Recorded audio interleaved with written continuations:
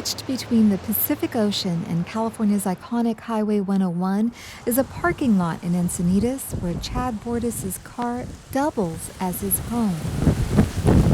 It's 3:30 a.m. The rain is pounding down amid a furious wind, and Bordis has awakened. He emerges from the front passenger seat of his gray Nissan Altima and walks to his trunk, which is also his closet. The newness of the day has him bleary-eyed. You wake up and you're like, oh, I'm in my car. That's been his reality for a month, and it's light years away from what he imagined. He's 46 with an MBA from the University of Phoenix. He uses the day's early moments to vanquish despair. One of the things I think of is hopefully that some of the jobs that I've applied for, start calling me back, or, that I get some feedback on my resume or something along those lines. Until then, Bordis drives Uber and Lyft and works a third part-time job selling cars online. All right, another day in paradise. By 3:45 a.m., he's off to work. Got to fill up for the day. First, he stops for gas, and then he checks Uber and Lyft ride requests for longer trips. I'm looking for the longer rides, the 45-minute plus, just because I like to do 2 of those in the morning, because it kind of starts me off with about $70 or $80 in the morning right off the bat. At 4:30 a.m., he gets a hit. I just got a ping. It looks like a 45-minute plus.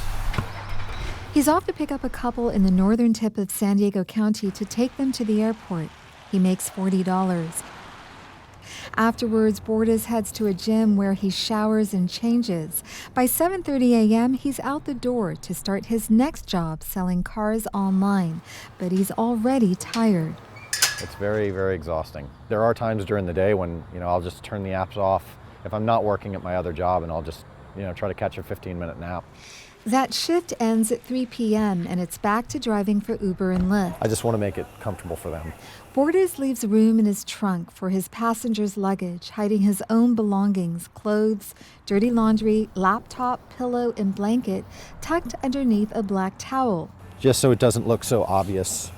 He doesn't want them to know about his living situation, but occasionally the truth slips out. Their reaction is uniform. It's shock, it's disbelief. It's like, whoa, why are you living in your car? What would put you in that place? Until the end of February, Bordis rented a room in a home for $750 a month. But after the owner decided to sell his house, Bordis' income of between $2,000 and $2,400 a month was insufficient to get him an apartment. It's also not enough to pay down his nearly $100,000 student loan debt on his MBA. So in March, he started living in his car. He says he sneaks in time during the day to search for sales and marketing jobs. But so far, no bites.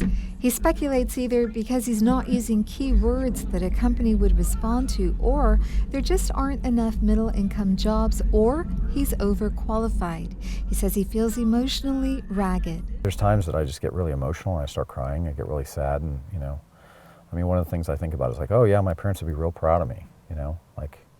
46, living in his car, and my parents had bigger dreams. My dad never went to college, neither. My mom didn't go to college either. He says he recharges by thinking about people who clawed their way out of worse circumstances and rose to great heights, people like businessmen Chris Gardner and Steve Jobs. And there is fire in his eyes when I ask him what he would say to California's politicians. How do we get here? How do we get to a point where we devalue human life? To where, it's okay if we step over homeless people, or, if you're sleeping in your car, it doesn't matter. Life's tough, get over it. Why aren't there more houses being built for lower income families? And what are they doing about, the job? Like, what kind of job creation are they doing here? So what are we doing to bring more jobs in? After another 2-hour driving shift at 8:30 p.m., Bordis prepares to spend another night in his car.